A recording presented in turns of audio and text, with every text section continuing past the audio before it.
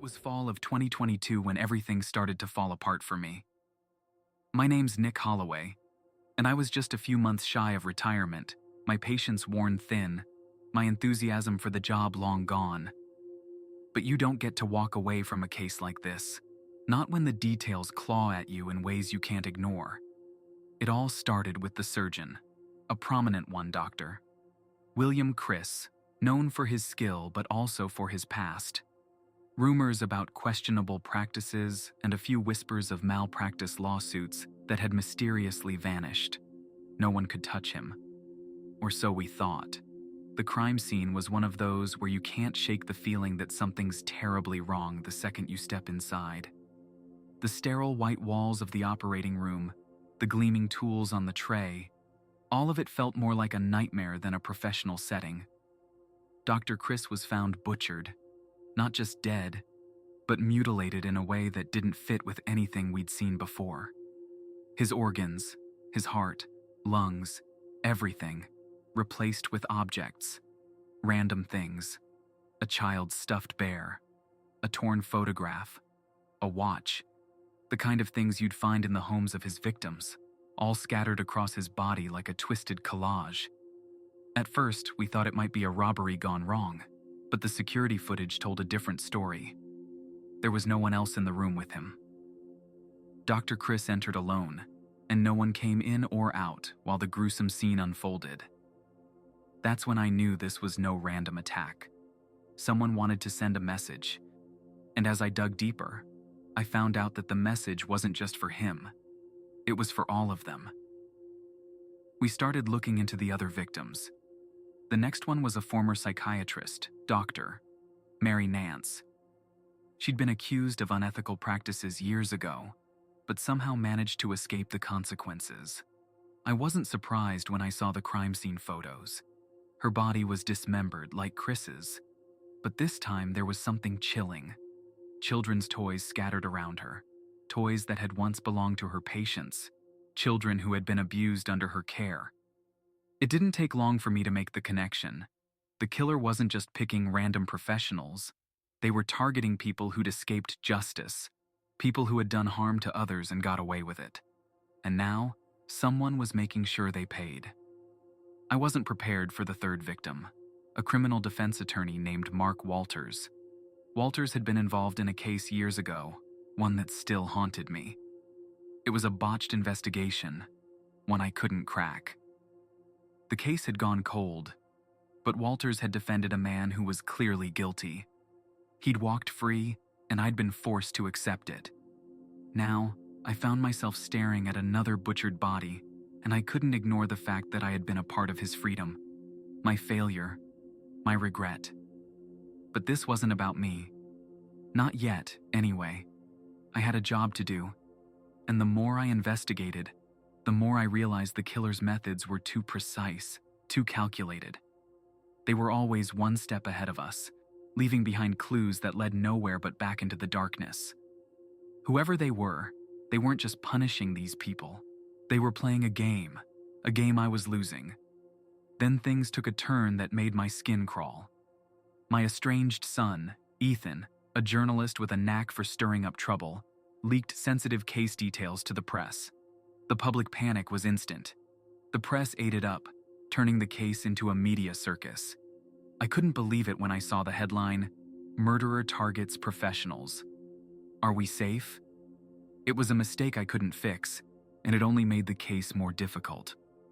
But it was nothing compared to what came next. Detective Laura Chen, my partner, the one person I trusted above all else, was acting strange. She was involved in the case, of course, but something was off. She was covering her tracks, avoiding questions, giving me answers that didn't add up. And then, I found the evidence. Hidden in her desk drawer, buried under old case files, were photos of the victims. But there was something else in those photos. Something I hadn't seen before. Details that weren't in the official reports. I followed the trail, and what I found twisted my gut. Laura had planted evidence in several of these cases. She'd covered up a mistake, her mistake, that tied directly to the victims. She'd helped one of them escape justice. The more I uncovered, the more it felt like I was drowning in a sea of betrayal. Laura had been hiding things from me, and now I couldn't trust anyone. The killer, I realized, was someone with an intimate knowledge of the justice system, someone who knew how to manipulate the law, how to hide behind the cracks we'd left open. But who? Then came the revelation that flipped everything upside down. The killer wasn't just some random avenger. They were someone I knew, someone who had been a victim of the system, just like the others. Someone I had failed, a person whose case I had closed too soon, whose cries for help I had ignored. I got the call late one night. The voice on the other end was ragged, filled with years of pain and anger. "You're next, Holloway," they said, their voice shaking. "You let me die once.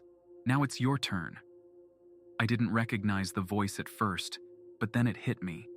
It was one of the victims from that case I'd failed years ago. The one who had never seen justice, the one I'd written off. And now, they were back. Their vengeance as personal as it could get. The killer's final plan was clear. They were going to make me pay for my failure. The twisted justice they sought would end with me. I thought I was close to stopping them, but I wasn't. Not even close. They were always one step ahead, and I couldn't outrun my past. In the end, I didn't get to finish the case. It finished me.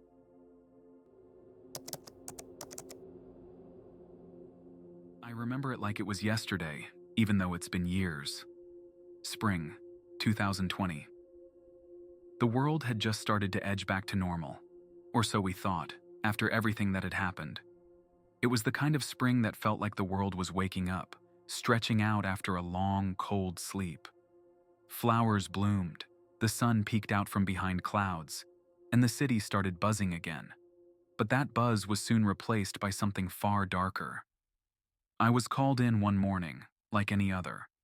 Another routine day as a detective, solving cold cases, piecing together stories that had long been forgotten. The kind of work that keeps you up at night, but in a way that felt like the city was always waiting for you to find something. That day was different. A construction crew had been digging at a site downtown when they hit something unexpected, an old underground tunnel. At first, it seemed like just another forgotten relic of the city's past. But when the first set of human remains were found, everything changed. I was on the scene quickly, my stomach churning in ways I wasn't used to. I've seen my share of grisly sights, but there was something about this place, this tunnel, that felt off from the start. The bones were recent, only 10 years old. That was the first clue that something wasn't right. When I got closer to examine them, I found a symbol scratched into the walls of the tunnel. It wasn't just any mark. It was a symbol that I knew all too well. Graffiti from a gang that had died out years ago, but whose presence still lingered in the city like a shadow. I couldn't shake the feeling that I was being pulled into something much bigger than a simple murder investigation. The more we dug, the more we found. As the construction crew worked their way through the tunnels, more bodies surfaced. They were scattered throughout different sections, all of them having minor criminal records. At first, I thought it might just be a series of isolated killings, but something didn't add up. Who were they really? And why were they hidden in these forgotten tunnels? I had a witness, a homeless man who'd been living near the construction site. He said he'd heard screams coming from the tunnels years ago. It wasn't much to go on, but I had the gut feeling that he was telling me the truth. I spent hours with him, trying to get him to say more, trying to get any piece of information that might lead me somewhere. But before he could give me anything concrete, he died. Just like that. One minute he was talking to me, the next he was gone, his body found in an alley not far from the tunnels. He didn't just die of natural causes. He was killed. I knew it the second I looked at the body. That was my first real taste of how deep this thing went. Days passed, and the case kept spiraling. I started to see a pattern. More tunnels were uncovered around the city, each one hiding more remains. It wasn't just random deaths. These were people who'd slipped through the cracks, people with small criminal records, who might have been easy targets for someone looking to take them out without much notice. Then, I found something I wasn't prepared for, something that shook me to my core. My former mentor, Captain Reed, had signed off on the missing persons cases of these victims. I'd worked under him for years, trusted him. But as I went through the paperwork, I saw something that didn't sit right. Reed had signed off on their disappearances, but no investigation ever went further. The paperwork was sketchy, the evidence too thin, and the cases had been buried as soon as they'd been opened. It wasn't just negligence, it was something worse. I started to wonder, was Reed involved in something darker? Was he covering something up? I tried to reach out to my old contacts, anyone who might know more. It didn't take long before I realized that someone else was watching my every move. My informant, a guy who'd always been reliable, started acting strange. He'd always given me the inside scoop on cases, but now he was too quiet. Then, one night, I got a call. It was him. "Maria, you need to come down to the tunnels. It's not over. They're coming for you too." Before I could ask anything, the call went dead. I knew I had to act fast, but I also knew it was a trap. When I arrived at the location he'd mentioned, I found the last thing I expected: my informant's body, slumped at the entrance of another tunnel. Someone was playing a game, and I was the next pawn. But it didn't stop there. The killer had orchestrated a scene so perfect, so elaborate, that it left me with nothing to follow. They faked their own death, a body that wasn't theirs. It sent the investigation into a dead end, and for weeks, I felt like I was chasing shadows, questioning everything I thought I knew. The truth hit me like a brick one night when I managed to break into Reed's office. Hidden behind a wall of files, I found something I couldn't ignore. Documents, secret ones, detailing illegal experiments on convicts. It wasn't just a cover-up, it was a front. Captain Reed had been using the gang as a way to recruit people for horrific experiments, and the tunnels were their graves. The victims were all prisoners, subjected to twisted tests, abandoned when they were no longer needed. And the killer? They weren't just a victim. They were one of the people who'd survived the experiments. Someone who'd been subjected to the worst kind of torture and had come back for revenge. I had to face it. Reed wasn't just corrupt, he was the mastermind. And now, the game was over. The tunnels, the bodies, the hidden deaths, it all led back to him. But as I walked out of that office, knowing I had the truth, I couldn't help but feel like the city was still hiding something. The deeper I dug, the more I realized I wasn't the only one who knew what was buried down there. And somewhere in those tunnels, someone was still waiting to make sure no one else found out.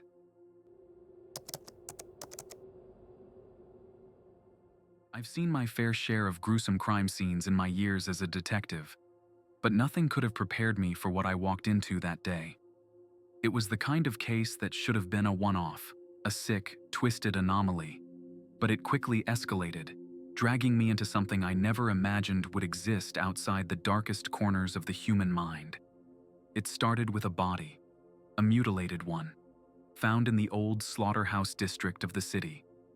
No one had been there in years, not since the place had shut down, leaving behind nothing but rusting metal and peeling walls. That's where they found him, dissected.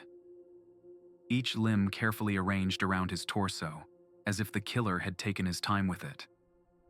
But the most chilling detail wasn't the mutilation itself. No, it was the word carved into the victim's chest: slaughtered.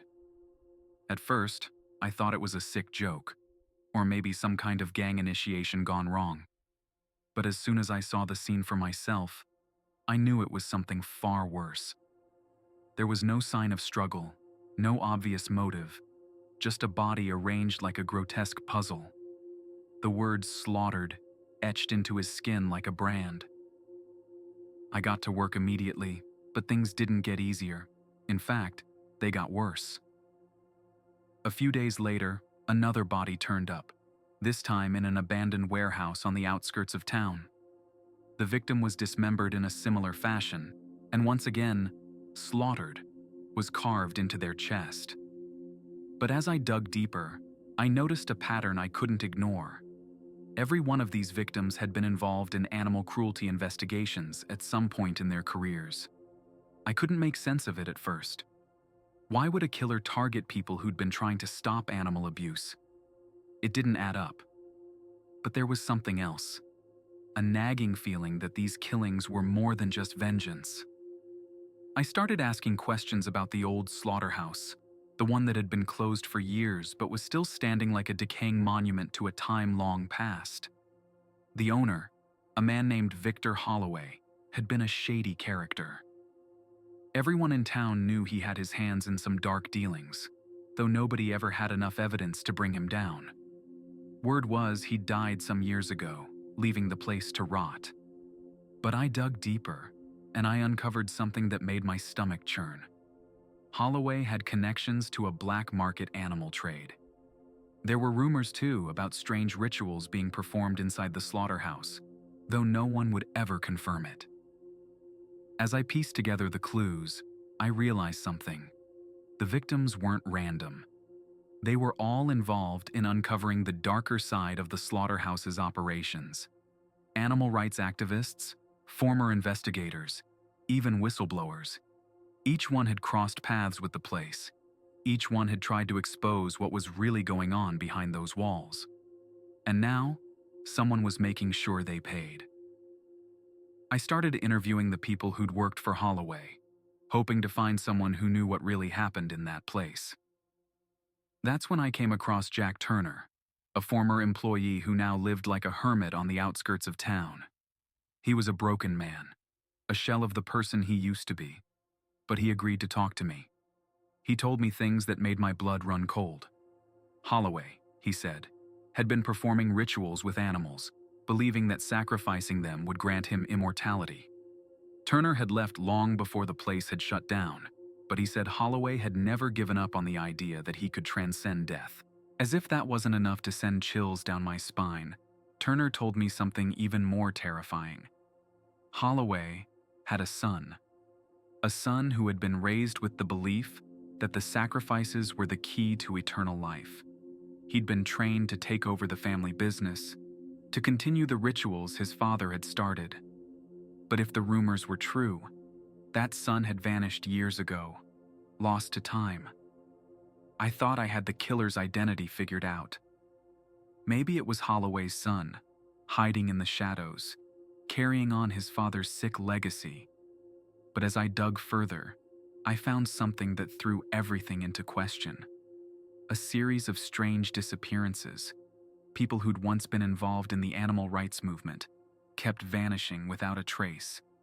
It was as if someone was picking them off one by one, erasing their existence. And then one night, I finally got the call. It was a tip-off from an anonymous source, a location, an address, the old slaughterhouse. I wasn't sure what I was walking into, but I knew I had to go.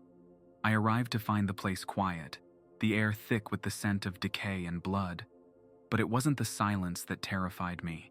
It was the feeling of being watched. I wasn't alone. That's when I saw him. A figure standing in the shadows, too tall to be anything but human, his face obscured by a mask. I couldn't see his eyes, but I could feel his gaze on me. He stepped forward, his voice low and guttural. "You don't understand, do you, detective?" My heart skipped a beat. I knew that voice. It was familiar, but it took me a moment to place it. "You've been chasing me for weeks, Rachel," he continued. "But you're not my target. I didn't kill them for you. I killed them for you to understand, for you to see what they were doing to my family, what they did to my father." The realization hit me like a slap to the face. It was Victor Holloway's son. He was alive, and he'd been using the killings to try and force me into his twisted worldview. He was looking for a partner, someone who would help him continue the rituals, someone who would join him in his quest for immortality. And in his mind, that someone was me. "You've been chosen," he said, his voice colder now. "The ritual requires a willing participant, and you're the one. You always have been." I felt my blood run cold as the truth sank in. The killings, the mutilations, they weren't just about revenge. They were about something far worse, something that I couldn't escape. And as he stepped closer, the cold realization settled in. The final victim wasn't any of the poor souls who'd been sacrificed before me. No, the killer's true target had always been me,